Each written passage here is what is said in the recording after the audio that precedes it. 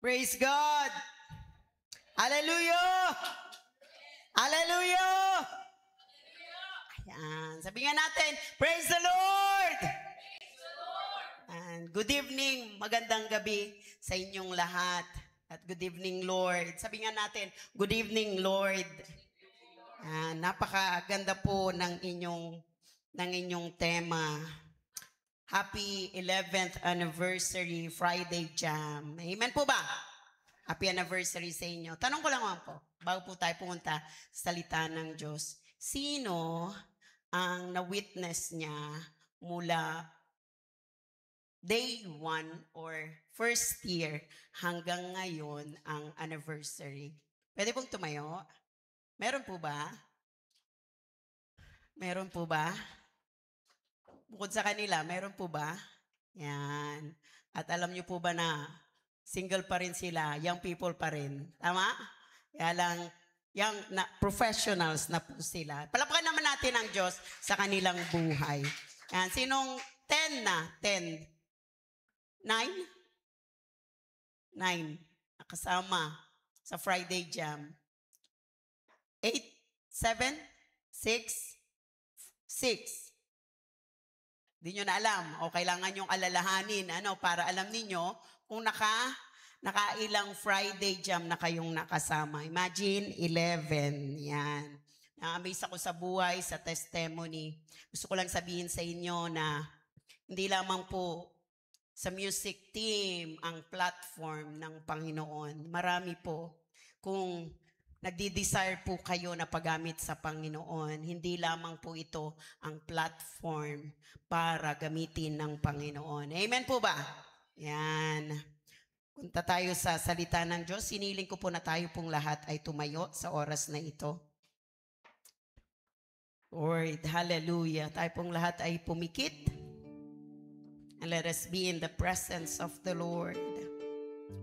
Hallelujah. Dear Heavenly Father, we praise you and we thank you, Father God, for your goodness, for your faithfulness, oh God. Be enthroned and be glorified, oh Lord, in this place, oh Lord God, in our midst, oh Lord God, even in our hearts and in our lives, oh Lord God.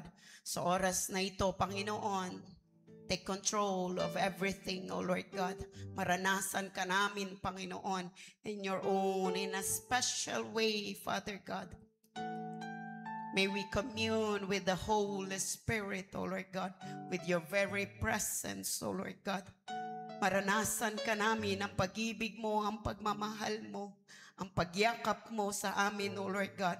Though they are still young people, O Lord God, young at heart, young at age, O Lord God. You are no respecter of men, O Lord God. For you can touch anyone, Panginoon, O Lord God, as you please, O Lord God. Maraming salamat, O Lord, sa gabing ito, O Lord God. Thank you, Lord, for your goodness and faithfulness, O Lord God. For 11 years, O Lord God, ng Friday Jam, O Lord God. The people, the young people, they come and go, Panginoon. May mga naiwan, may mga umalis, Panginoon. Kahit umalis na nagpatuloy, O Lord God. We remember them, Father God. Hallelujah. Ang mga bawat young people, O Lord God, will lift them up unto your throne, Panginoon, O Lord God. Binabakuran namin sila ng panalangin, O Lord God. We agree in prayer, Panginoon, O Lord God, sa kanilang buhay. Continue to minister unto them. Continue, O Lord God, nakatagpuin mo ang bawat young people, O Lord God. Hallelujah. Na naka-witness ng Friday Jam, mga young people na na-invite nila, Panginoon, O Lord God. Hallelujah. Maraming salamat, O Lord God, sa gabing ito. Pagpalain niyo po ang bawat isa sa amin. Pagpalain niyo po ang paghahayag ng inyong salita sa gabing ito. We give you all the glory, honor, and praise. In Jesus' mighty name we pray. Amen and amen. Yan po. Pwede na po tayong umupo. Sabi doon sa tema po ninyo, rise and praise, celebrating God's glory in every season. Take it.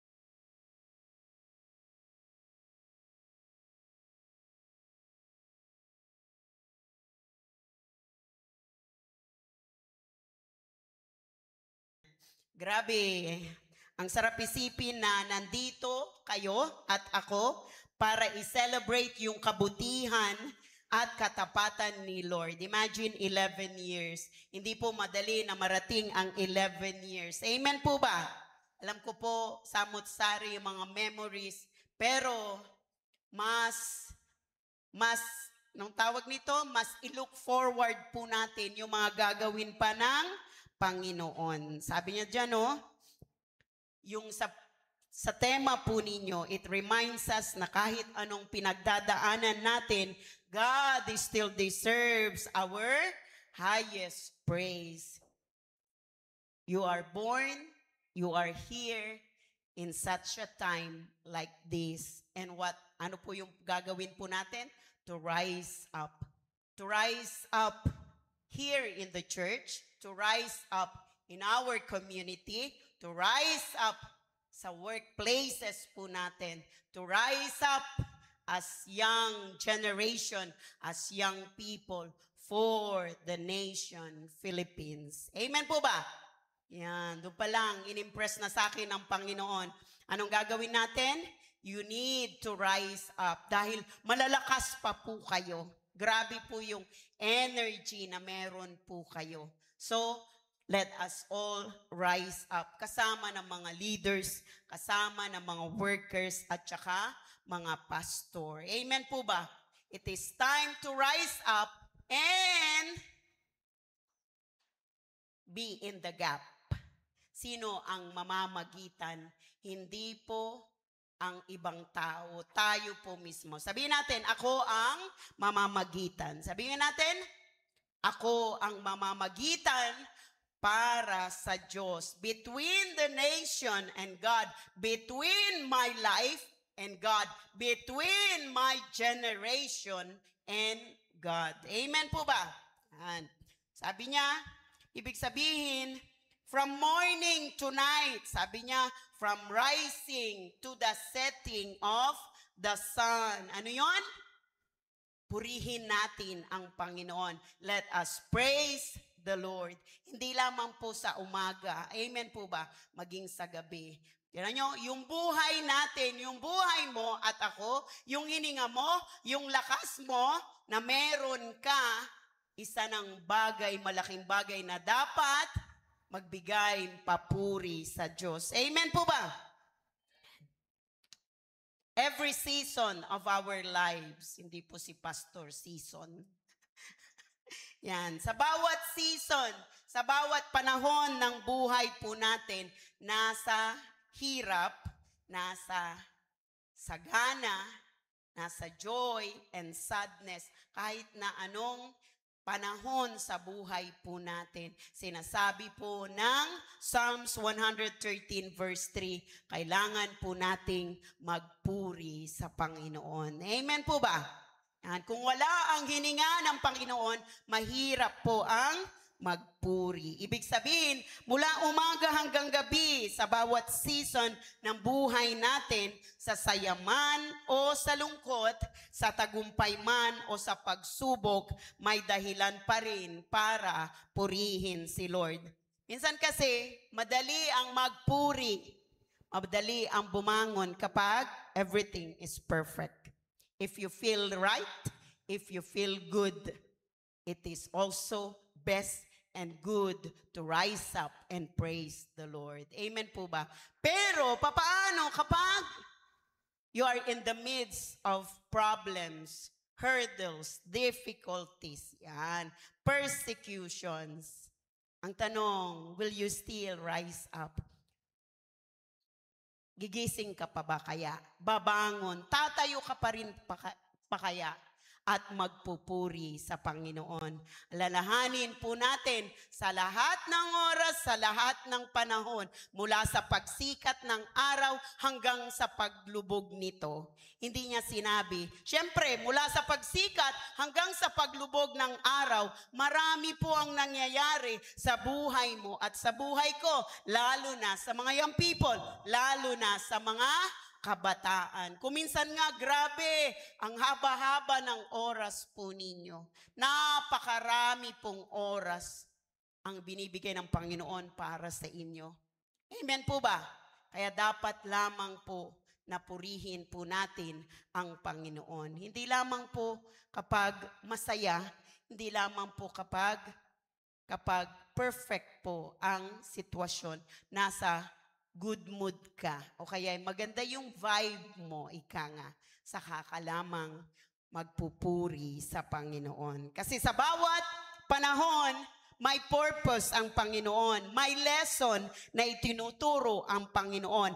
At higit sa lahat, naway makita ang liwanag, ang glory ni Lord sa bawat parte ng buhay po natin. Take note, the Lord, the God, our Lord shines. Pinapasikat ng Diyos ang araw sa lahat, sa mga masama at sa mabuti.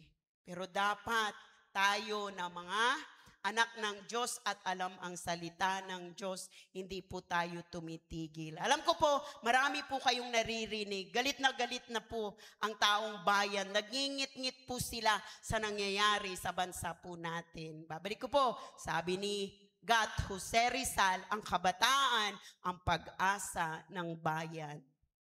Amen po ba? Kaya anong dapat natin gawin? As Christians, mas grabe po yung impact, lalo na kapag Kristiyano po tayo. Tumayo po tayo, bumangon po tayo.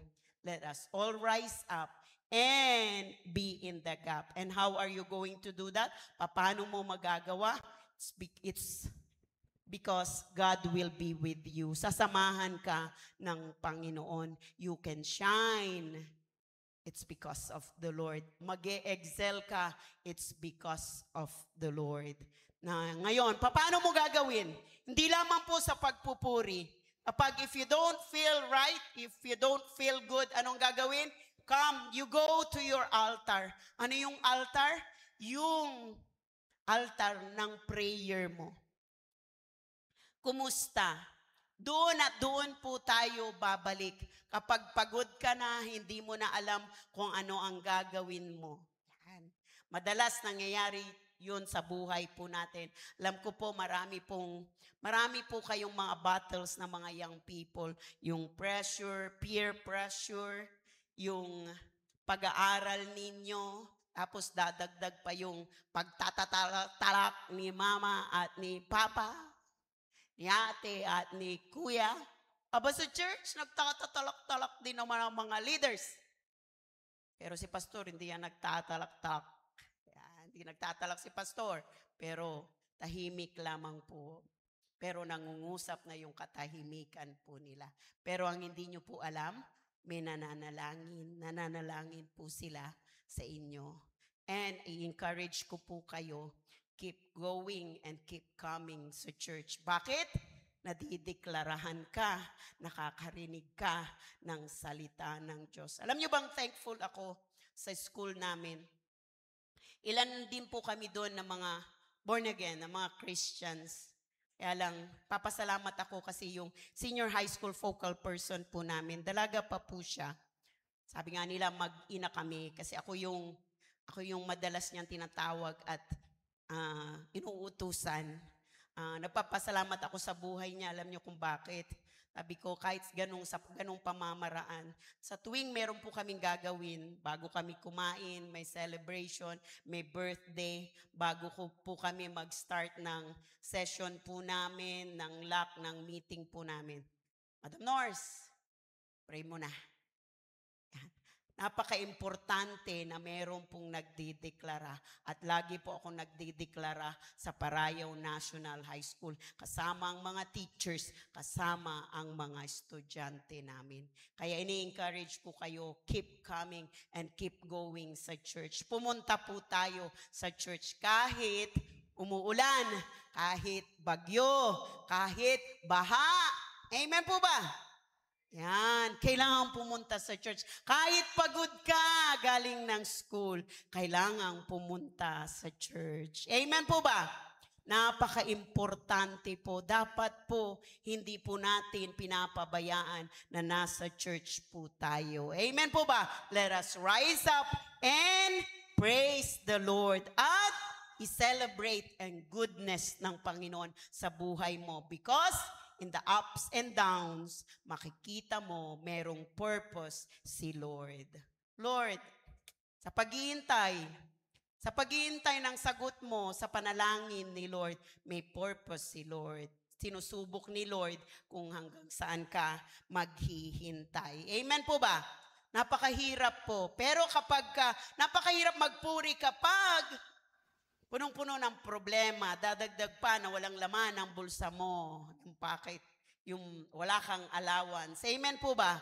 Pero ang provision ay nasa Panginoon. Amen po ba? Yan. Kaya dapat lamang po na purihin po natin. Every morning, pagkagising mo, rise up and praise the Lord. Tapos, start your day celebrating what God has done. Whether it is little or big. Sa maliit at sa malaking bagay, merong purpose ang Panginoon. Huwag niyo pong ina-underestimate. Amen po ba? Tinetest at hinuhulma ni Lord yung kaisipan mo, yung puso mo, yung stamina mo, yung lakas mo. Hanggang saan, hanggang kailan ka magpapatuloy sa Panginoon. Your gratitude is the sunrise of your soul. Bawat gising is a blessing. Nababasa nyo, di ba? Dahil marami po ang natutulog na hindi na po nagigising. Totoo po yun. Kaya, magpasalamat po tayo sa Panginoon. Pagkadilat pa lang, pagkagising pa lang. Amen po ba? At yun po yung dapat gawin po natin sa umaga. Every evening, as the sun sets, let your praise rise. Amen po ba? Yan. Paano po gagawin yun? Thank you, Lord. Sabihin mo, maraming salamat, Panginoon. Dahil sa milyon-milyon, bilyong-bilyong mga tao, isa ako na ginising mo. Isa ako na binigyan mo ng pagkakataon na matulog ng muli. At dalangin ko, matutulog ako ng payapa. Dahil may mga tao po na kailangang nag-i-sleeping pills. Meron akong co-teacher. Dahil hindi siya makatulog, nag-i-sleeping pills. Amen po ba?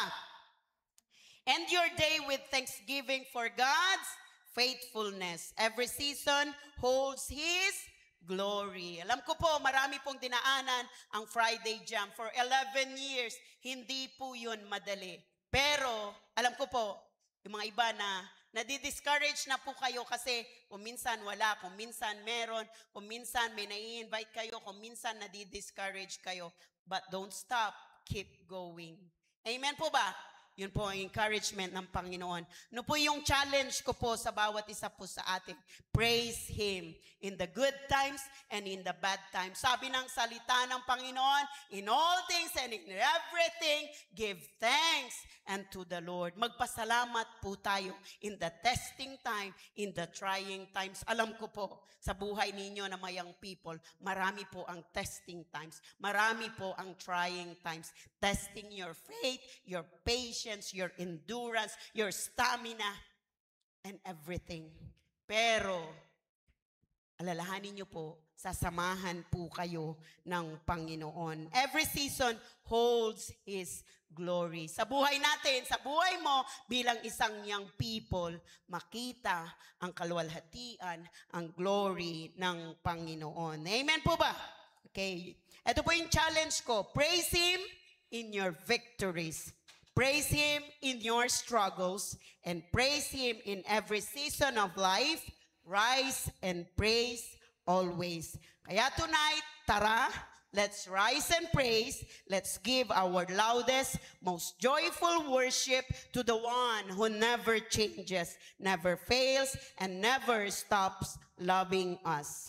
Let's celebrate His glory in every season ng buhay ninyo, lalo na sa mga young people. Dinideklara ko yan sa buhay ninyo dahil si Lord tapat noon, ngayon at magpakailanman. Kagaya ng inawit po natin sa praise and worship, at keep counting your blessing. Amen po ba? And bumalik po tayo palagi sa Panginoon. And with that, God bless you all. To God be the glory. Pinili ko po na tayo pong lahat ay tumayo at pumikit. I just want to pray for you. Lord, maraming salamat sa gabing ito, Lord God. Bless your word, O Lord God. For I know your word is alive and active, sharper than any double-edged sword. It cuts all the way through to where soul and spirit meets, to where joints and marrow come together, and it judges the desires and thoughts of man's heart, O Lord God. Hayaan mo, Panginoon, manatili ang mga salita mo sa kanilang puso, sa kanilang buhay, O Lord God. Babaunin nila, dala-dala nila, Panginoon, O Lord God, that you are with them, O Lord God, that you are, O Lord God, for them, O Lord God, in them and through them, O Lord God. Hayaan mo na magtagumpay sila, Panginoon, O Lord God, sa lahat, O Lord God, ng parte ng buhay nila, O Lord God, in all aspect of their life, financially, physically, emotionally, and above all, spiritually, O Lord God. Shine your light, Panginoon. Shine your glory sa kanilang buhay, Panginoon, O Lord God. I declare life, Panginoon, O Lord God. I declare, O Lord God, hallelujah, the manifestation of your word, O Lord God, mangyari at maganap ang God-given calling and destiny ng bawat isa sa kanila, O Lord God. Hatayan mo, Panginoon, O Lord God, that in all circumstances, O Lord God, they will rise up, O Lord God, and worship you. They will rise up and praise your name, O Lord God. And only then, O Lord God, they will be able, O Lord God, makikita nila, maririnig nila, mararanasan nila ang mga magaganda at mabubuting mga bagay na gagawin mo sa buhay nila, sa kanilang pamilya, Panginoon, O Lord God. Bless them, O Lord God. Hallelujah. And continue to cover them with your precious blood, O Lord God. Protect them always, O Lord God. Keep them safe, Panginoon, O Lord God. Binabakuran ko sila ng panalangin, Panginoon, O Lord God. Hallelujah. Oh, yes, O Lord God. Maraming salamat, O Lord God, sa gabing ito, Panginoon. Sa inyo ang lahat ng papuri, ang lahat ng kaluwalhatian, karangalan, at pasasalamat sa matamis na pangalan ng aming Panginoong Jesucristo. Ito ang aming samot dalangin, at ang lahat ng ka-jammers magsabi ng Amen! Let's give a big clap over it!